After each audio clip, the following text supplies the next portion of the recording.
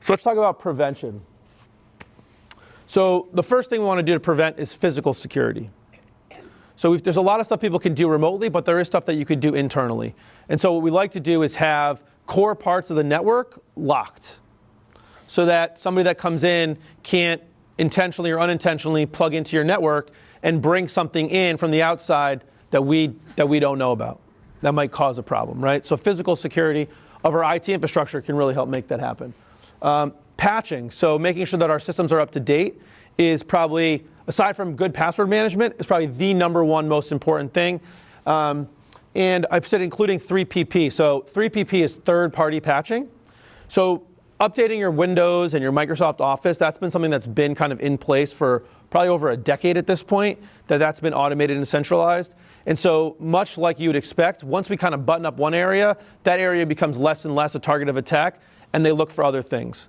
And so as systems have gone more cloud-based and we rely more on the web, we use a lot of third-party plugins, Java, Adobe Acrobat, Flash Player. There's all kinds of different plugins that can go into your web browser that helps these applications work. And that's been kind of the newest way, or one of the newest ways, that they're looking to get your information. And going back to the password thing, what they'll do now is, instead of getting on your system and causing it to crash, they'll get on your system and start capturing all the information that you send through the web browser, which may not even just be corporate data. If you ever log into your personal bank account through a computer, they would get that information as well. And so making sure that those things are patched and up to date is absolutely critical. And that is done here, by the way. So we did add that. So, but that's really hugely important. And I think that's been a big way that some of the big breaches that you guys have heard about have happened, was lack of updating those third-party applications. Perform a risk analysis and keep it updated. So I was a little bit touching about policies before, but I think it's important to kind of look at the risk profile of the organization. I prefer on an annual basis, but certainly at least every other year. Just taking a step back, pulling out our last risk analysis, and just re-going through it. Hey, have we added any new systems? Have we shut down any systems? Is our risk profile still the same? And are we doing things to mitigate any new risks that have changed since the last time we did our analysis? Keep all filters and anti-malware systems up to date. So I think we do that for you guys. But that's certainly hugely important. You know, an antivirus or anti-malware that doesn't get updated becomes pretty useless pretty quickly. So I think that's important. Don't forget data on mobile devices. So if we're storing any data on mobile devices, are we keeping track of that and making sure that that data is encrypted and managed and all that kind of stuff? Take complaints from patients, employees, and vendors seriously. I think that's a big, often overlooked thing. If we're hearing complaints from our residents about how they feel like their data is being protected or not being protected, or if they feel like something's not working right, or if an employee thinks something's not working right, like a little thing might seem like, hey, our systems are a little bit slower than normal, or I'm getting this weird error when I try and pull up a patient record. Like, those are good things to report just to find out if there's something going on in the background.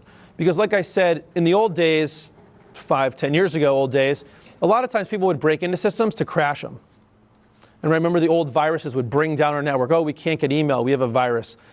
That's really not happening anymore. Now it's really more about getting information. And so what they do is they load stuff in the background and try not to be detected.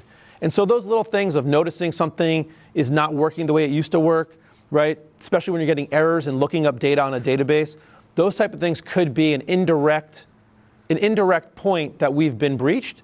And so I think helping to sort of, if you see something, say something, is a big, important help. And so don't ignore those little things. Having them known, looking into something that turns out to be nothing, no harm, no foul. But ignoring something that turns out to be something is a big bummer.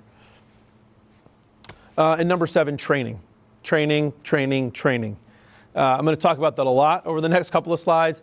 But I think training is the number one most important thing we can do. As I mentioned kind of earlier, if you look at 60% of all breaches were done through some type of password hack, training probably could have prevented the majority of those. Social engineering, the ability to kind of capture information from humans, is really the biggest problem I think we're facing as cybersecurity professionals right now. Because it's something we can't systematically stop.